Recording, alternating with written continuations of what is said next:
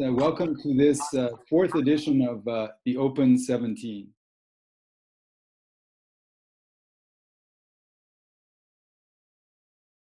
My name is Surbhi Joshi. Most recently, for the last 3 years, I've been working in the Be Healthy, Be Mobile initiative. And my specific role in this initiative is to support the country implementation of all our programs. In the next couple of minutes, I'm going to give you an introduction about the Be Healthy, Be Mobile initiative, why we started, where we are currently, and where we are headed towards. So the Be Healthy, Be Mobile initiative started after the 2011 declaration on high-level political declaration on non-communicable diseases, which called for more innovative ways and more political support to do something about the growing burden of non-communicable diseases across the world. And so this was for the first time in the history of the United Nations that the UN General Assembly convened to pass a resolution on NCDs, on non-communicable diseases and its risk factors. The only other time in the history of the UNGA, on General Assembly, they met was for when they passed the global resolution on HIV and AIDS. And very interestingly, later this year, they will be meeting together for the third time to pass a resolution on tuberculosis. So that's just a little bit of where the top level UN body is moving towards. Okay, so they called on for greater public-private support, as well as greater innovation, as well as greater efforts to do something about non-communicable diseases.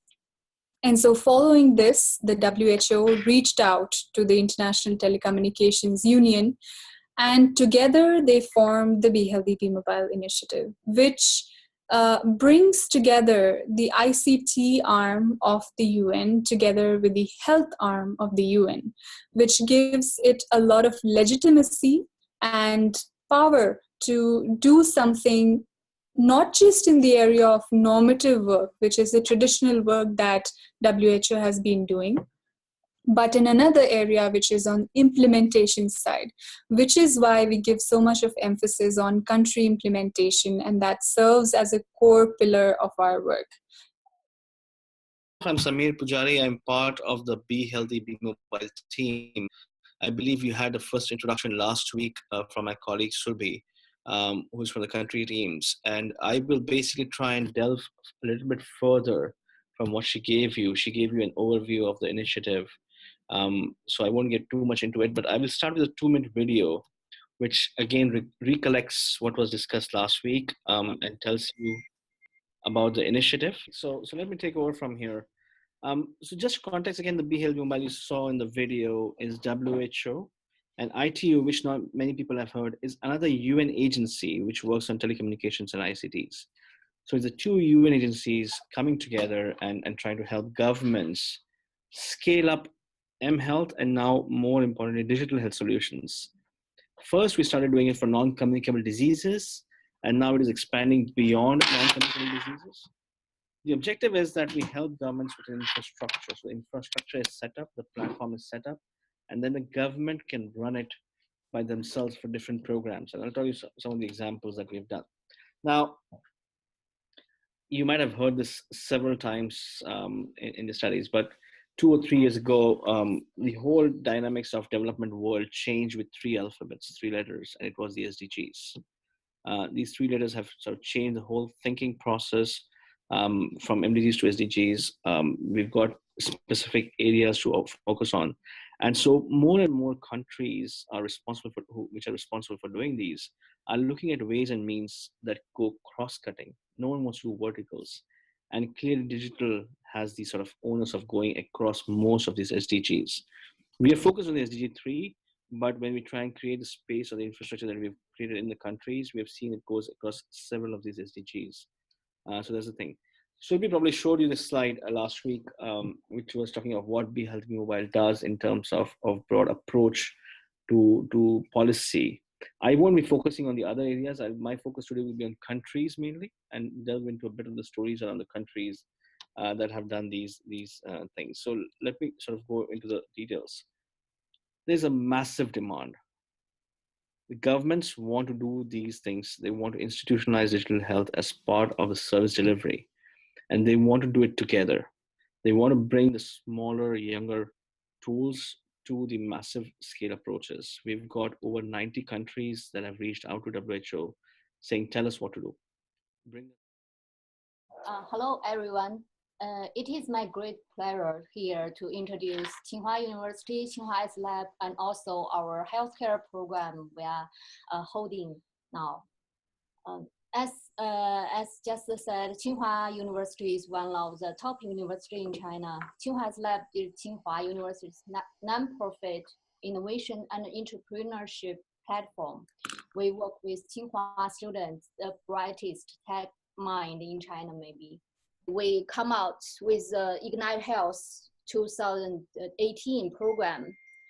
This is also for the Tsinghua students and Peking University students who feel very interested in healthcare innovation, but they don't know any topics they can work on. So that's why we work with physicians and hospitals to get the real world, real life problems they can work on.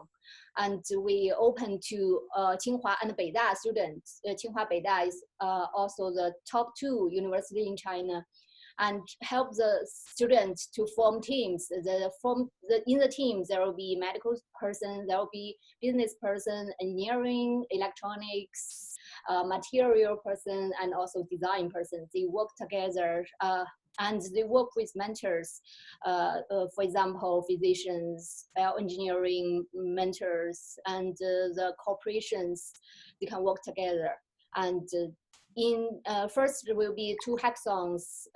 Each hackathon will be 3 days for them to get know the problem and to work out some initial ideas and work through the whole process of the bio innovation. And then maybe something are very promising projects they want to continue their work. Then we have 6 months accelerate program for the students or teams. We offer them free S-Lab resources, workspace, and also we connect them with the mentors for next 6 months. And we connect with them with the industry hospitals to verify their ideas or solutions. We hope something can come out. Our guest speaker today, Hani Eskander from the ITU, and he'll tell us a little bit about ITU. And he's coming today for Be Healthy, Be Mobile, which, as you may remember, is a WHO-ITU partnership, to talk to you about the technology and business challenges of taking ideas like yours the next step, getting governments involved, whether it's through NGOs, companies, or directly working with governments. So this will be the theme of the discussion. So very pleased to present to you, Hani. Okay, thank you very much, Francois, and good morning, good afternoon, everyone. Really glad to be here with you. It's always refreshing to meet with the guys who are trying to solve the problem of the world. So it's also a pleasure for me to be with you. Maybe one word about ITU before I start. ITU is the International Telecommunication Union, which is a UN agency, but specialized in the use of information and communication technology. So we are a specialized UN agency, and actually we are probably one of the oldest UN agency because we were created before the whole UN system was created. We've been established in 1865. So more than 150 years ago, and actually we were called International Telegraph Union because there were no phones at that time.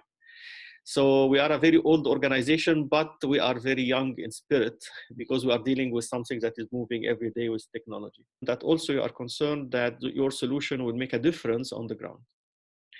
So I will try to play the role of being someone who is sitting at the Ministry of Health, for example, in one of the developing countries, let's say Senegal, for example.